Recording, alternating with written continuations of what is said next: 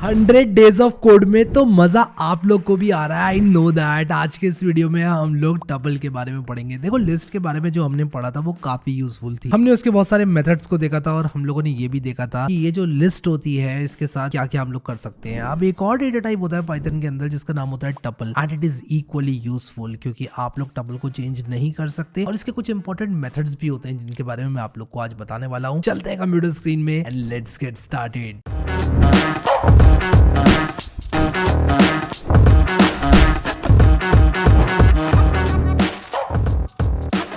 जिस तरह से हम लोगों ने लिस्ट के बारे में देखा था, टपल भी बहुत ही सिमिलर होती है लिस्ट के।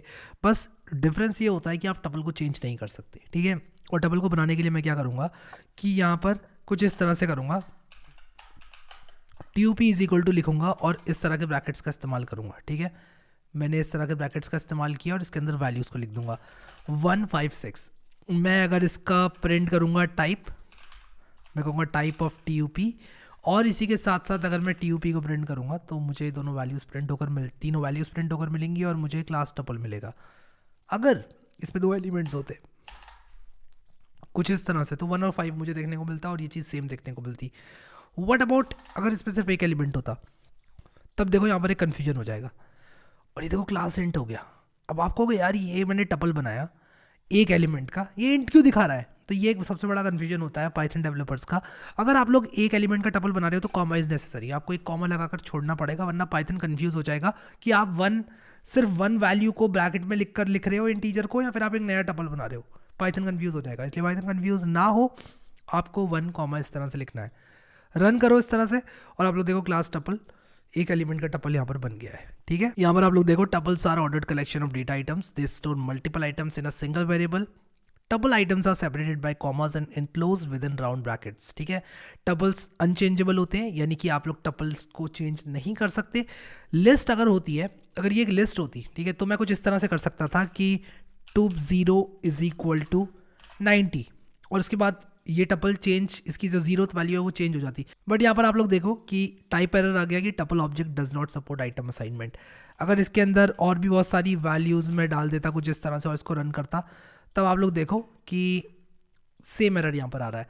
बट हाउ अबाउट अगर यही एक लिस्ट होती, अब इसका नाम मैंने टप ज़रूर लिखा हुआ है लेकिन ये एक लिस्ट है। अभी स्क्वायर ब्रैकेट अगर मैंने यहाँ पर लिख दिया, देखो टाइप ऑफ टप भी एक लिस्ट दिखाएगा, तो इसकी जो फर्स्ट वैल्यू है वो चेंज हो गई। देखो, तो लिस्ट में तो मैं कर सकता हूँ चेंज, टपल को चेंज नहीं कर सकता।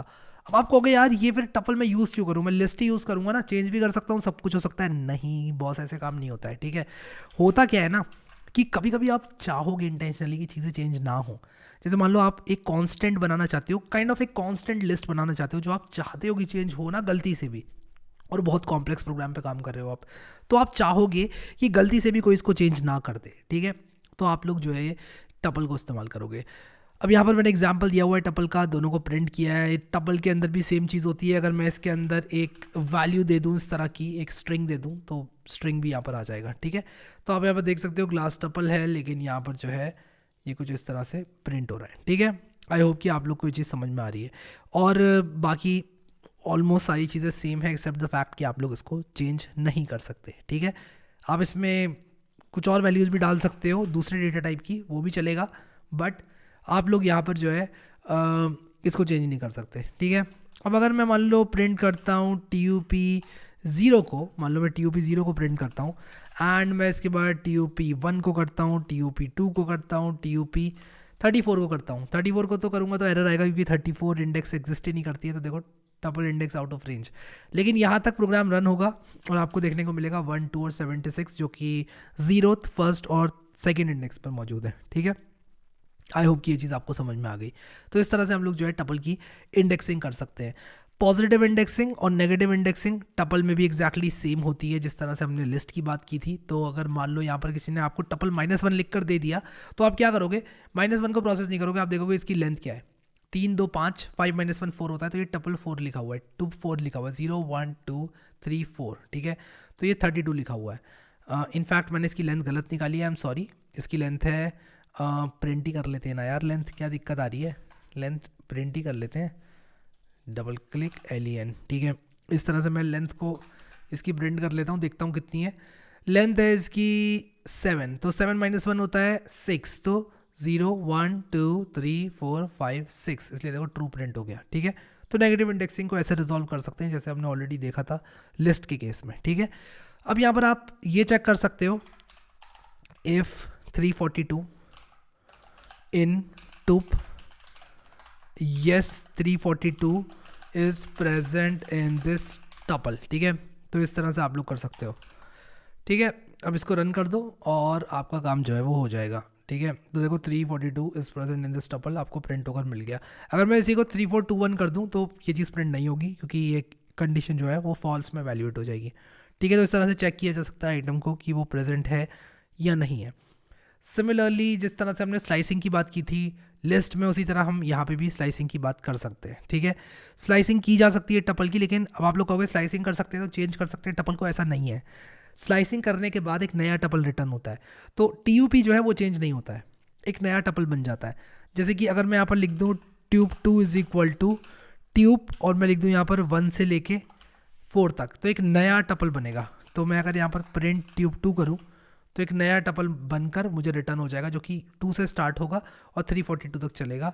ठीक है, 0 1 2 3 ये -1 इंडेक्स तक 0 1 2 3, तो 276 और 342 रहेंगे बिल्कुल जिस तरह से हमने लिस्ट की स्लाइसिंग की बात की थी, उसी तरह से हम लोग टपल की स्लाइसिंग भी कर सकते हैं। ठीक है, अब सिमिलरली जिस तरह हमने लिस्ट को प्रिंट किया था सारे एलिमेंट्स को, वो हम यहाँ भी कर सकते हैं। ठीक है, काफ़ी सिमिलर चीज़ें। नेगेटिव इंडेक्सेस को पॉजिटिव इंडेक्सेस में कन्वर्ट कर सकते हैं। कभी भी आपको इस तरह का कुछ देखने को मिले तो जहाँ पर ब्लैंक है वहाँ पर आप 0 लगा दो। यहाँ पर अगर बाद में ब्लैंक है तो आप लेंथ ऑफ दिस टपल लगा दो। ठीक है, जैसे कि मैंने आपको लिस्ट में बताया था कि यार अगर कोई आपको इस तरह की बात लिखता है 2 0 टू ब्लैंक, तो ब्लैंक की जगह पर आप लेंथ ऑफ टपल लिख दो। अगर कोई इस तरह से लिखता है दिस टू 4 या दिस टू 3 लिखता है कोई आपको इस तरह से, तो आप यहाँ पर 0 लगा दो, पाइथन ऑटोमेटिकली 0 लगा देगा यहाँ पर। अगर ये चीज़ खाली है तो क्या लगाएगा, लेंथ ऑफ दिस टपल लगाएगा यहाँ पर। ठीक है, आई होप ये चीज़ क्लियर है आपको। लिस्ट में जैसे होता था बिल्कुल वैसे ही होता है यहाँ पर भी। ठीक है, सो आई होप कि आप लोग को ये चीज़ समझ में आ गई। टपल को मैं चाहता हूँ कि आप सारे मेथड्स को ट्राई करो, एक तरह से रिवीजन कर लो लिस्ट का टपल की सहायता से। कैसे करोगे, स्लाइसिंग करो, स्लाइसिंग का रिवीजन हो जाएगा, जैसे लिस्ट में होती है वैसे ही टपल में होती है। फिर इसके बाद इन कीवर्ड का इस्तेमाल करो, जैसे लिस्ट में होता है वैसे ही टपल में होता है। डिफरेंस बस यही है कि टपल को आप चेंज नहीं कर सकते, आप उसकी वैल्यू को चेंज नहीं कर सकते, आप उसकी लेंथ को चेंज नहीं कर सकते। एक बार बना दिया टपल तो या तो आप नया टपल बनाओगे, वरना आप जो एग्जिस्टिंग टपल है उसको चेंज नहीं कर सकते। Tuples are immutable. ठीक है, strings are immutable, lists are mutable. ठीक है, याद रखना इस बात को। अगर आपने अभी तक एक्सेस नहीं करी है प्लेलिस्ट तो इसको ज़रूर से एक्सेस करें। अभी के लिए इस वीडियो में इतना ही guys. Thank you so much guys for watching this video and I will see you next time.